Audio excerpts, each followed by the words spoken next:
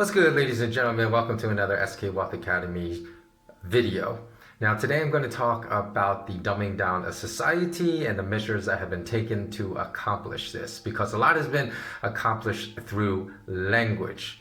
Because people always think words aren't important because of sayings like sticks and stones can break my bones, but words can never hurt me, which in itself is not even true because people are tremendously hurt by words.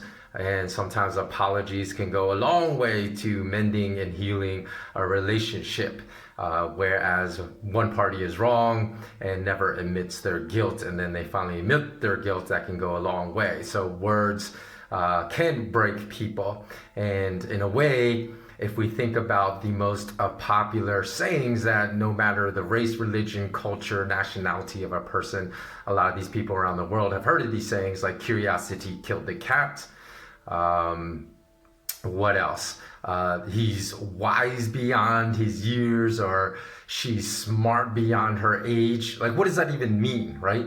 It's that not that these people, whether they're young adults or children, are wise beyond their years. It's that everyone else is dumb for their age. So they appear to be everybody, instead of saying they're intellectually age appropriate, or they're smart, they're basically, this is how smart everyone should be of this age. People always make these comments like they're wise beyond their years.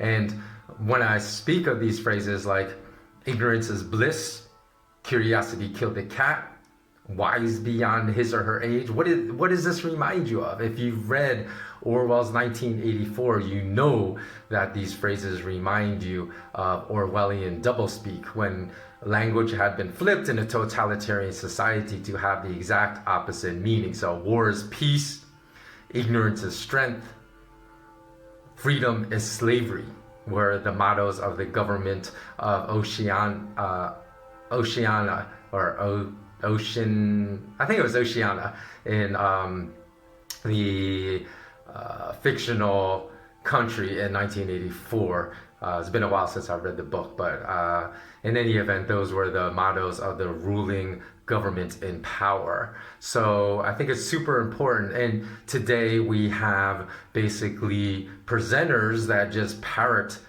state narratives handed to them, and they call themselves journalists. No, they are not journalists. None of these news anchors on mainstream media are journalists. They're presenters, or maybe even if we were describing them in a more apropos way, we would describe them as actors, because they're just parroting, and then the people that watch them parrot the narratives that these presenters tell them, and these are the people the society deems as smart. Whereas if someone is actually curious, because when they say curiosity killed the cat, they are really want to dumb people down. And I know people say, oh, well, nobody really believes that, but if it's repeated so often, it burrows its way like a parasite into our mentality and our thinking.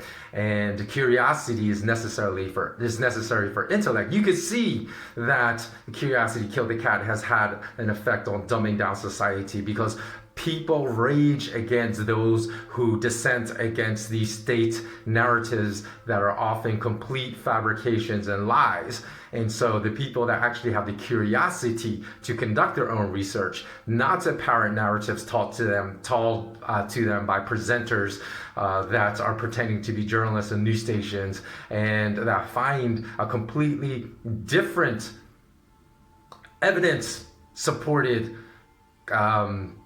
narrative to believe. They are the ones that are described by society as conspiracy theorists. And even in science, there's a lot of theory taught in the academic classroom as facts, when indeed they have not been indisputably proven. There's a lot of scientists on the flip side that dissent against the narrative. Even if it is a majority believed narrative, the minority side never gets any play in academia, and so such theories are presented as facts. And I think, when we look at the case for how I say society's been dumbed down, you can actually go online and look at the type of study materials given to like 12 and 13-year-olds in the 1800s and then the early 1900s. And I kid you not, they are on equivalent as far as advanced mathematics, as far as advanced literature, as far as studying classics like Shakespeare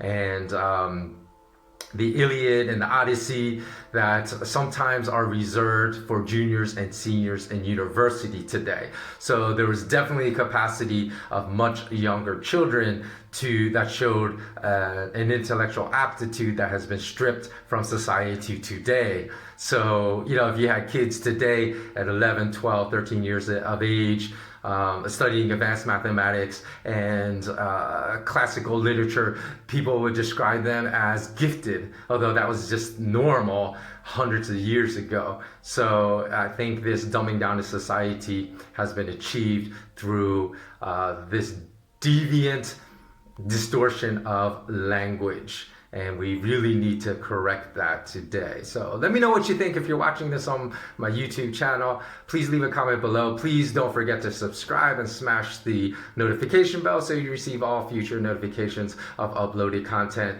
And as always, remain intensely curious, because don't forget, curiosity builds intellect. And until next time, have a blessed day.